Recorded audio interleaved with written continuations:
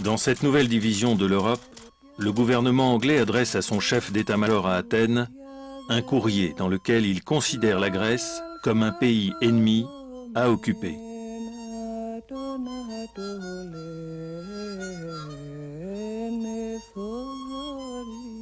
Alliée d'hier contre les nazis, au prix de lourds sacrifices, la résistance grecque, Léa Mélas, à majorité communiste, devient l'ennemi.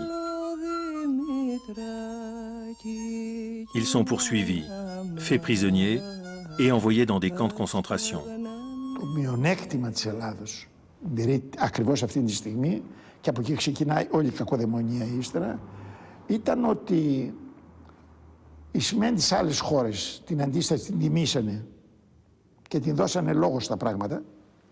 Στην Ελλάδα με την παρέμβαση των Άγγλων η αντίσταση κατατροπώθηκε. Και η αντίσταση τότε κάλυπτε το 80% των Ελλήνων. Κάλυπτε το 80% των Ελλήνων. So the American vision of letting the Greeks attend to their own affairs peacefully was impractical, really. One side had to win, and it had to be done by force, by military force.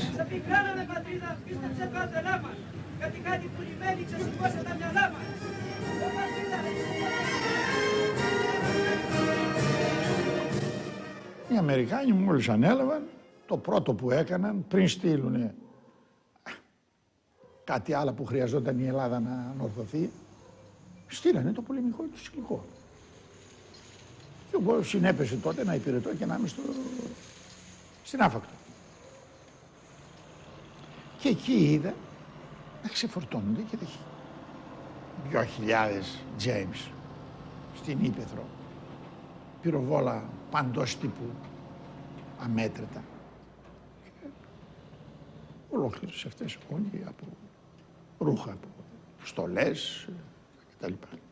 Εγώ ήμουν στη δεύτερη μοίρα καταδρομών. Τι να πολεμούσε με μένα. Σε ποια μπορούσε να πολεμήσει ένας αντάρτης με μένα. Με τι θα κέρδιζε. Δεν υπήρχε. Αυτά όλα το παραμύθι περί μαχών του, εμφυλίου κτλ. Απλώς γινόταν εμψυχρός σφαγή κάποιον και από δόμερια δινόταν κάποια θύματα. Η ήττα των κομμουνιστών τότε ήταν δεδομένη. Για όλα μπορούμε να κατηγορήσουμε, να χρεώσουμε ό,τι θέλουμε στους Αμερικανούς. Ό,τι θέλουμε μπορούμε να τους χρεώσουμε χωρίς κανένα από αυτά να τους βαραίνει περισσότερο από ό,τι πρέπει. Για ένα πράγμα όμως, ο Έλληνας της εποχής εκείνης, ο νηστικός, ο ξεβράκωτος, αυτός ο κακομοίρης,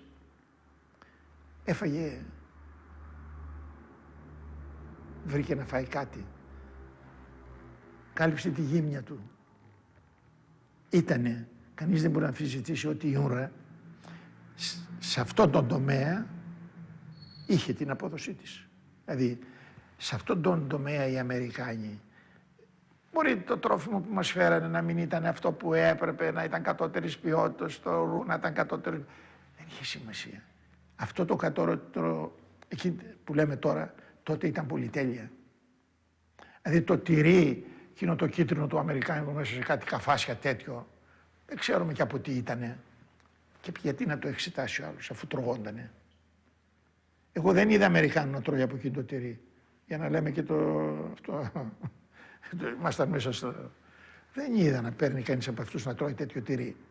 Τώρα για το έγκλημα που κάναν με τον εμφύλιο, ενώ σε έδινε όλα αυτά, σε πετούσε 5 ναπάλμ και για 100 ανθρώπους, 150. Αυτό για τους Αμερικανούς ήταν κοντά ταυτόσιμο με τη φιλανθρωπία που κάνανε. Δηλαδή και εκείνο το θεωρούσαν για φιλανθρωπία.